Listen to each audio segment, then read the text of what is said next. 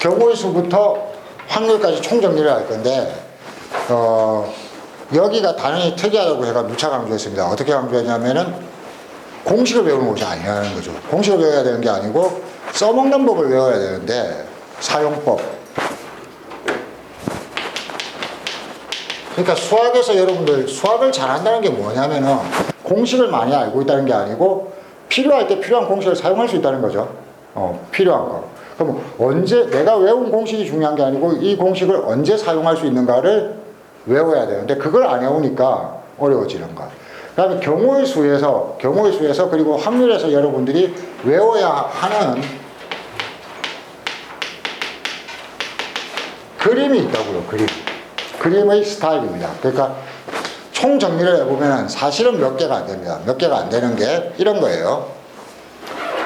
A, B, C, A, C, B, B, C, B, B, C, E 이런 스타일.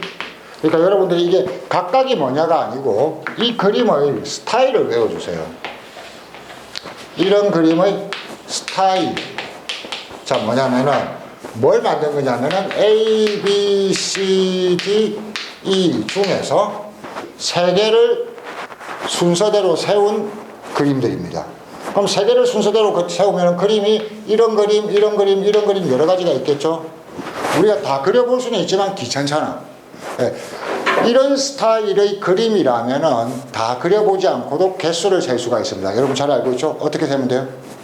5 곱하기 4 곱하기 3. 왜냐면은 제일 앞에 나올 수 있는 게 몇 가지?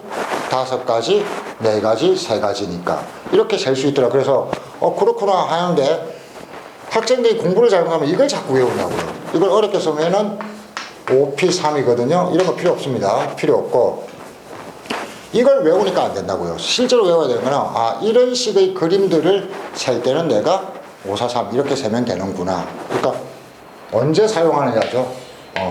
이 스타일의 그림을 셀 때입니다. 또 하나 A, B, C, D, E 중에서 3명을 뽑는다라고 하면은 이게 어떤 스타일의 그림을 세는 거냐면은 스타일을 외워야 됩니다. A, B, C를 한 가지 3명을 뽑았을 때 이 장면을 상상하는 거예요.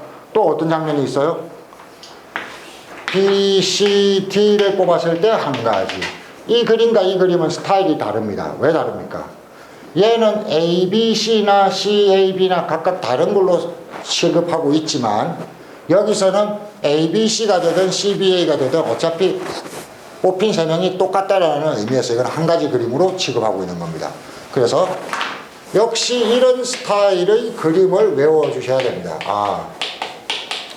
이런 식의 결과를 셀 때는 식으로 만든다고 했습니다. 우리가 채워야 되는 칸의 크기가 3칸인데 이용할 수 있는 요소가 몇 가지가 있는 거죠? 5가지가 있는 거죠. 그래서 이런 스타일을 셀 때는 C를 사용하고 뒤쪽에는 칸의 크기, 앞쪽에는 사용 가능한 요소의 개수가 들어온다고 했습니다. 자, 그 다음에 여러분들이 또 많이 보는 스타일의 그림이 또 뭐가 있느냐? 이거하고 굉장히 비슷합니다. A, B, C, D, E 중에서 중복 허용하고 3개를 뽑는다.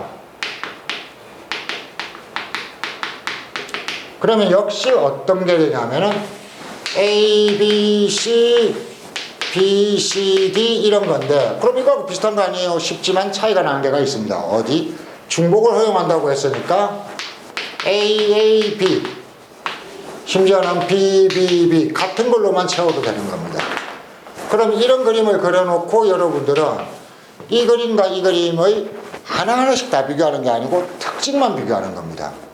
공통점은 3칸을 채워야 된다는 데는 똑같죠. 5개를 이용하는 것도 똑같죠. 그러나 차이는 같은 걸 이용할 수도 있다 없다? 있다. 이럴 때 얘하고 비슷하게 5개를 이용해서 3개를 채운다라고 하는데 중복을 허용할 때는 H로 쓴다고 했습니다. 그럼 여러분들이 외워야 되는 게 뭐냐면은 H도 아니고 C도 아니고 이것도 아니야. 이게 아니고 뭐야? 이 그림들이 스타일을 배우는 거예요. 그래서 실제 문제를 읽었을 때 문제에서 세라고 요구하는 것이 이 스타일이냐, 이 스타일이냐, 이 스타일이냐 이걸 판단하는 거예요. 이걸 판단하는 건데 이게 가장 기본이 되는 세 가지 스타일이고 가끔 변형되는 스타일이 있습니다.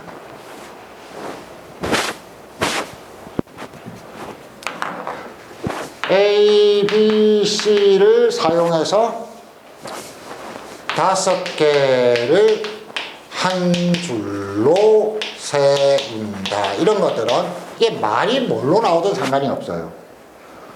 얘가 요구하는 게 보니까 A, B, B, C, 그 다음에 A, B, C, 그 다음에 뭐 B, C, A, B 뭐 이런 식의 스타일입니다. 어떤 스타일인지 알겠습니까? 각각의 칸에 뭐가 들어가긴 하는데 같은 걸 또 써도 된다 안 된다? 된다.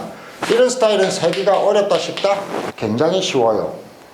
5칸이 있는데 첫 번째 오는 것도 세 가지니까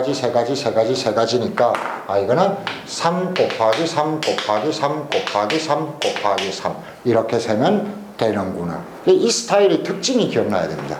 마지막 하나는 시험에 많이 나오는 형태는 이런 겁니다. A, B 이런 거 같은 문자를 포함해서 한 줄로 세울 때입니다. 그러면은 말은 어떻게 하더라도 결국 이런 걸 세라는 소리구나 하는 겁니다. 이런 걸 세라고 할 때 이런 스타일의 그림도 우리가 잘 셀 수 있다. 어떻게 하면 된다고 했냐면은 5개를 세우는 방법의 수 5팩에서 3개를 세우는 방법 3팩, 2개를 세우는 방법 2팩 하면은 풀 수 있더라. 그냥 여기까지는 원리를 모르셔도 좋습니다. 원리를 몰라도 무조건 기억이 나야 되는 것들인데 기억이 날 때 식의 모양만 기억하면은 당연히 어떤 문제도 풀 수가 없습니다. 찍기가 되는 겁니다.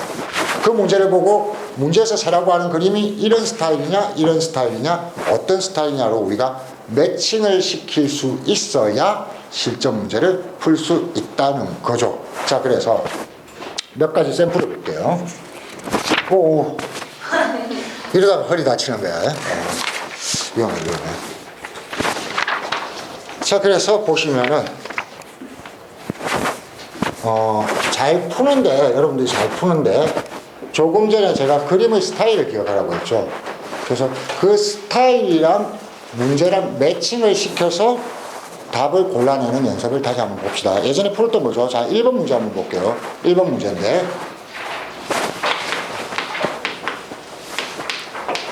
꽃이 몇 종류가 있냐면은 붉은색이 5종류, 흰색이 3종류, 노란색이 2종류가 있는데 꽃다발을 만드는데 이 꽃다발은 어떻게 생겼냐면은 각 색깔이 하나씩 있다고 합시다. 자, 그러면 이 그림을 이제 한번 생각을 해보셔야 되는 겁니다. 생각을 해보셔야 되는 게 경우의 수 문제는 어느 문제하고 비슷합니다. 문제마다 상황을 새로 생각해야 돼요. 여러분들이 알고 있던 걸 집어넣는 게 아니고. 그래서 문제를 보니까 어떤 색이 꽃이 어떻게 되냐면 붉은색이 1, 2, 3, 4, 5가 있고 그 다음에 흰색이 3종류라고 했으니까 A, B, C가 있고 그 다음에 노란색이 X, Y 2종류가 있습니다. 그걸 가지고 꽃다발을 만들래요. 그럼 여러분들이 이미지를 상상해 주셔야 되는 거예요. 붉은색 꽃이 5개 있고 그 다음에 흰색 꽃이 3개 있고 그 다음에 뭐야? 노란색 꽃이 2개 있고 영화 찍듯이 이걸 가지고 내가 영화를 찍는 거예요. 새송이를 가지고 영화 한 편을 만드는 겁니다.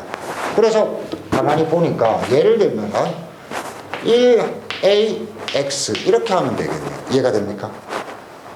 혹은 어떻게 하면 돼요? 2AX 이런 식으로 하면 되겠네요. 이런 식으로 하다 보니까 이게 어떤 그림이랑 매칭이 되냐면은 3개의 칸이 있는데 이쪽에는 숫자 1이나 2나 3이나 4나 5만 들어와야 되고 이쪽에는 A나 B나 C나 3가지만 들어가야 되고 이쪽에는 X, Y가 들어가야 되잖아.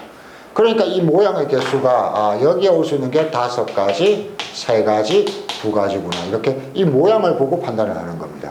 모양을 보고 판단을 해주시면 되는데 조금 더 넘어가서 13번을 한번 볼게요. 문제 3번을 보아도 똑같은 방식으로 매칭이 되는 거죠. 문제 3번. 어떤 식으로 매칭을 해야 되냐면은 12명의 학생이 있는데 반장, 이거는 합시다. 부반장, 총무를 뽑아라고 했어요. 그러면은 여러분들이 보면은 반장이 1번, 부반장이 2번, 총무가 3번 이런 학생이 돼도 되고, 반장이 2번, 부반장이 1번, 3번이 총무. 서로 다른 결과겠네요. 그 다음에 뭐 12번, 5번, 3번 이런 식이었네. 아까 봤던 어떤 거하고 비슷해요? 한 줄로 세우는 거하고 스타일이 비슷합니다. 그렇죠? 이해됩니까? 이거는 스타일이 보니까 각 칸에 여기에 오시는 게 몇 가지? 12명이니까 12가지. 그 다음에 오시는 게 몇 가지? 11가지. 그 다음에 몇 가지? 10가지. 이 그림 스타일하고 같은 스타일이구나 하는 걸 깨달으면 풀이는 자연스럽게 나오는 거죠. 이해돼요? 자, 그 다음에 보시면은 비슷한 예를 또 쓸만한 게 뭐가 있을까요? 비슷한 예를 쓸만한 게 이런 겁니다. 어디 갔어? C 어디 갔어? 여기. 문제 8번. 8번에 2번을 보면은, 1번. 어떤 식으로 했냐면은, 10명 중 2명의 위원을 뽑는 방법. 그럼 여러분들이 실제로 경우수에서 공부가 반복될수록 기억해야 되는 거는 위원을 뽑는다는 이 말이 어떤 상황인지 그림으로 자꾸 그려보는 거예요. 상상을 해보는 거예요. 예를 들어서 1번과 2번이 우리 반 위원이다 라고 얘기하는 거하고 2번과 1번이 우리 반 위원이다 라고 얘기하는 거하고 같은 말일까요? 다른 말일까요? 같은 말. 같은 말이겠죠. 그러니까 이것 두 개를 하나로 봐야겠네. 그 다음에 2번과 11번이 10명까지. 10명까지니까 2번과 10번이 우리 반 위원이다. 5번과 8번이 우리 반 위원이다. 이런 식으로 할 때 봤던 스타일입니다. 그죠? 두 칸을 동시에 채워야 되는데 몇 개의 요소를 이용할 수 있다? 1, 2, 3 해가지고 어디까지? 10개의 요소를 이용할 수 있으니까 실제로 여기에 나타날 수 있는 그림의 개수는 이런 스타일의 그림의 개수는 우리가 식으로 잘 세운다. 얼마? 10C2이다. 이렇게 가야 되는 거죠. 자꾸 그림의 스타일을 문제에서 얘기한 그림의 스타일을 확인해보고 내가 쓸 수 있는 게 맞느냐 안 맞느냐를 계속 구분해내는 거. 이게 경우의 수인데 그런 거 없이 그냥 바로 공식에만 집어넣으려고 하면은 될 게 없다는 거죠. 자, 그래서 조금씩 더 발전을 해보겠습니다. 조금씩 더 발전을 하면은 좀 어려워 보일 때가, 자, 우리가 아는 거랑 매칭하는 방법입니다. 우리가 아는 거랑 매칭하는 방법인데 이런 상태가 되는 거죠.